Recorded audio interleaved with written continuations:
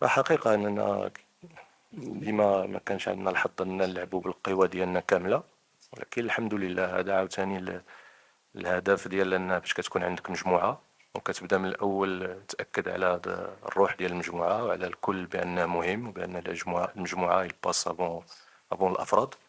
دائما كيف ما سبق لي وذكرت دائما الأفراد يعني الفرد يمكن له يربحك مقابلة، يمكن له يربحك جوج، يمكن له يربحك ثلاثة، ما عمرو يعطيك لقب كتعطيه لك المجموعة. فالحمد لله أكدنا دائما على هذه النقطة هذه، وكنعرفوا بأن خلال واحد لا كومبيتيسيون ما عمرك ديما كتلقى شنو كتمنى ولا شنو كتبغي، إذا كاين دائما صعاب وكيخصك تكون مجهز لها وتكون مجهز لي بلون ديالها والحلول ديالها.